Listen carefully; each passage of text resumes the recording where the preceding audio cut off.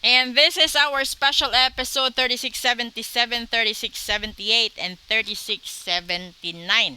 Ngayon, gamit tayo dito ng isa pang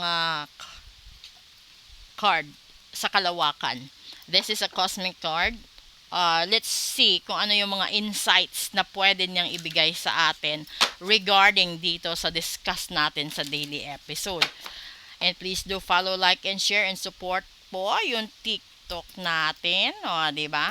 Kuha tayo dito ulit ng tatlo. Una, liar. Ay, Diyos mio. Pangalawa, gambling. Ay, nako. And pangatlo, narcissist. Ba't naman puro nega ngayon? Wala namang awa, itich. Ngayon, di ba sinasabi, yung problema is pagiging sinungaling mo. Yung pagiging sinungaling mo, hindi lang kasi pagsisinungaling sa ibang tao, kundi pagsisinungaling na rin sa sarili mo. Kaya mag-iingat ka, dahil halimbawa, yung salita sa tulak ng bibig kabig ng dibdib, isa yan sa mga pagsisinungaling. And then, yung mga bagay na sasabihin mo na makikipagplastikan ka sa tao, isa din yan. Yung pangalawang problema is gambling. Problema at addiction sa mga bad habits mo when it comes to finances, financial management. And then dito naman, yung pangatlo is narcissist. Ito yung mga ginagawa mo silang tarantado o siraulo, ganun. Yung pinapaniwala mo sila, pero for the benefit sa sarili mo, not for them. So, ginagawa din yan na lahat ng tao na mabisyo sa sugal, ang dami nito. Sinungaling at narcissist sila. Ganon din sa pag-ibig. Kapag ikaw yung tipo ng tao na halimbawa, hindi mo kayang tumbasan yung karibal mo.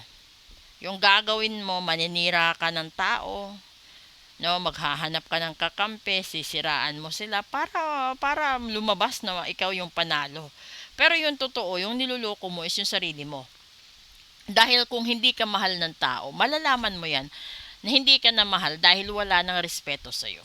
So, kung meron kang unang hahanapin sa isang tao para mapatunayan na mahal ka niya, tignan mo kung nire-respeto ka.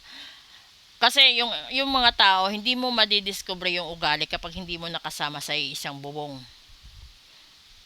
So, isa pa dyan, di ba? Ito naman, sa magulang mo.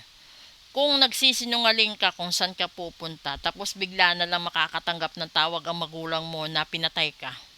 'Di ba? O, di siyempre, wala nang magawa yung magulang mo kasi hindi ka nagsabi ng totoo.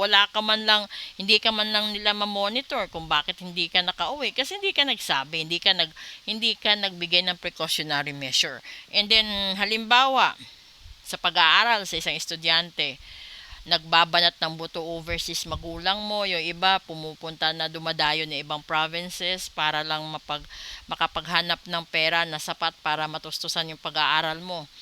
Ang buong akala ng magulang binabayad mo sa paralan. Nung nabilang na niya halimbawa pang-4 na taon, tatanungin ka ngayon, anak, kailan graduation mo?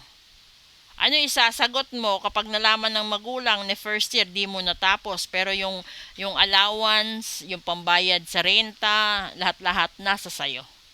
So sa tingin mo, hindi mamamatay ang magulang kapag inatake sa puso kapag nalaman na inuuto mo sila, 'di ba?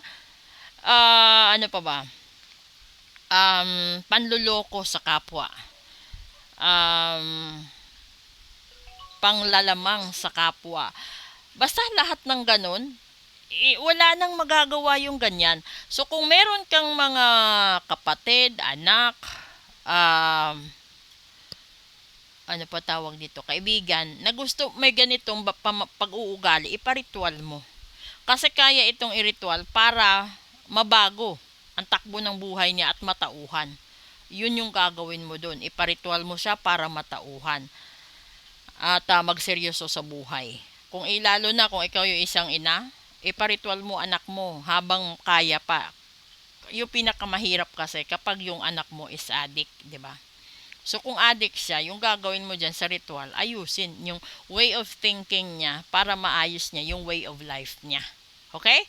So, eto na yun. Kung ano man yung diferensya. Kung sa partner mo, sa asawa mo, kung babaero siya, ay iparitual mo para matanggal yung pagkababaero niya. Kung lasinggero siya, iparitual mo para matanggal yung lasinggero niya. Kung ang wife mo naman is sugarol, iparitual mo para matanggal yung pagsusugal niya.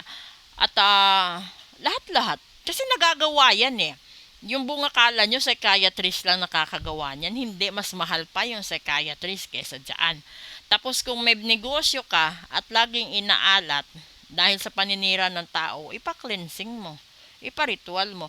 Lalo na yung mga tao na yung negosyo is boarding house, lodging house, hotel, motel, nagpaparenta ka ng properties mo, bahay mo, sasakyan mo, yun, dapat mong ipa-cleansing yan. Kasi, iba-ibang energy ang pumapasok dyan. Iba-iba. Kaya, minsan, hindi nagtataka ka bakit ka biglang minalas. Ganun yun. So, dapat ma-consider nyo po yan. And then, if you want to book for a full private reading, leave a message or drop a comment. Ganun din po sa ritual. Thank you!